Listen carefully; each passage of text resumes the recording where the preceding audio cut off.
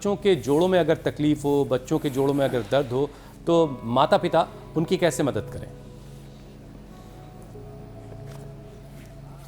उनको पेडानिल gold Orthogrit ortho care तो दे ही दे, और उनको बच्चों को थोड़ा फिजिकल एक्टिविटीज़ में मोटिवेट करें।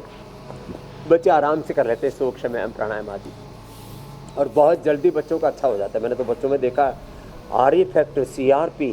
अब तो छोटे छोटे बच्चों में वात के जो खतरनाक रूप है ना, विल्सन डिजीज, पार्किंसन डिजीज, हो एंकलोजिंग स्पोलाइटिस, पूरी कमर जकड़ गई लो, और टेढ़े मेढ़े हो गए बच्चे।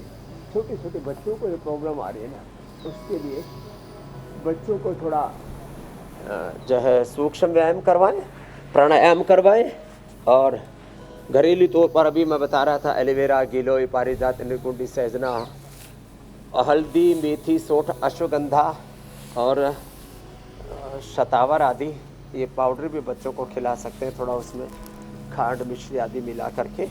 तो बच्चों को ज़्यादा औषधि देने में दिक्कत होती है तो उनको अश्वगंधा या अश्वशिला ऐसी हनी में थोड़ा मिला करके पानी में घोल करके दे दे, तो बच्चों को भी ये समस्या सच में बहुत हो रही है और उसका सॉल्यूशन है। बस थोड़ा सा सचेष्ट होने की आवश्यकता है। एंक्लोजिंग स्पोलाइटिस में भी मकरासन, भुजंगासन, सर्वासन, मर्कटासन, उष्ट्रासन और प्राणायाम हम ज़्यादा कराते हैं। तो ये जो कुबड़ी बात है जिसको बोलते हैं, धनुर्वात है जिसको बोलते हैं, एंक्लोजिंग स्पोलाइटिस में ऑटोइम्यून डिजीज की श्रेणी में।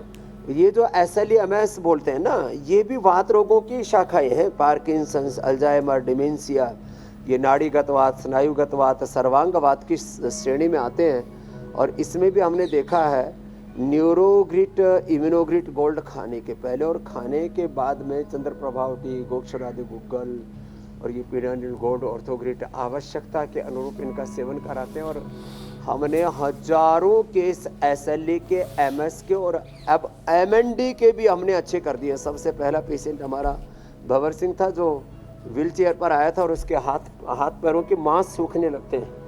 ये माताओं बहनों में भी बहुत हो रही है, पुरुषों में भी और बच्चों तक में भी आ गई है। 15-20 साल के बच्चों और जवानों में भी अब ये बीमारी घर कर रही है। तो इस बीमारी का भी सॉल्यूशन आ गया है, बस इसमें ज़्यादा प्राणायाम करना पड़ता है। और जो प्राणायाम पूरा करते हैं, अपने खान पान पर पूरा ध्यान रखते हैं, उनकी हमने ये प्रॉब्लम अच्छी की है मेरे भाई हुसैन जी।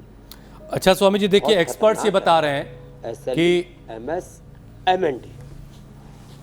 स्वामी जी एक्सपर्ट्स ये कहते हैं कि रोमेटाइड आर्थराइटिस को अगर वक्त पर काबू नहीं किया गया तो इसका असर हार्ट तक जा सकता है, लंग्स पर भी पड़ता है।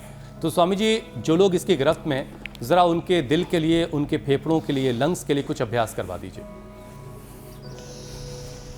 हाँ, बहुत ज़रूरी है। वैसे भी फेफड़े सिकुड़ने लगते हैं सर्दी में, रेस्पिरेटरी सिस्टम थोड़ा सा संकुचित हो जाता है। तो भस्त्रिका के साथ स्कंध संचालन करें, स्वासारी गोल्ड शहद के साथ ले लें या ब्रोनकोम ले लें, स्वासारी क्वाथ भी लें, स्वासारी अवलेह ले लें, स्वासारी प्रवाही ले लें, थोड़ा शिलाजीत ले लें, श्रवण शिलाजीत, अश्वशिला आदि का प्रयोग कर लें, थोड़ा च्यवनप्राश का प्रयोग कर लें। भुने हुए चने, ओहो, उसके आटे की रोटी बना के और फिर च्यवनप्राश या हनी के साथ खा लें। और भुने हुए चने और थोड़ा सा काली द्राक्ष, किशमिश या मुनक्का, खजूर, अंजीर आदि के साथ खा लें। और दूसरी चीज़ें बंद कर दें थोड़ी देर के लिए, पूरे लंग एकदम 100% एक्टिवेट हो जाते हैं। ये मेरा अपना अनुभव बता रहा हूँ। अनार, पपीता, अनार और पपीता यही खाने के लिए देते हैं। बाकी रोटी, चावल, सब्जी सब, दूध, दही बंद कर देते हैं। दही लेना है तो सोयाबीन का लें, नहीं तो सामान्य दूध, दही। उसमें दूध में क्या डालें? दूध में मुलेठी, शुंठी और अश्वगंधा, हल्दी और शिलाजीत, ये 5 चीज़ें डाल करके ले लेंगे तो फिर नहीं तो कफ करता। अब रही बात हार्ट की, हार्ट के लिए कार्डियोग्रिट खाली पेट और खाने के बाद हृदय अमृत अर्जुनारिष्ट के साथ ले लें और प्राणायाम कर लें। बस अब सर्दी आ गई है तो लौकी का जूस छोड़ करके लौकी का सूप ले लें। लौकी का सूप बड़ा अच्छा रहता है, उससे हार्ट की सारी आर्टरी खुल जाती हैं। तो ये अभ्यास है कि ये अभ्यास, और दूसरा जिससे बन पाए सूर्य नमस्कार और भस्त्रिका, कपालभाति।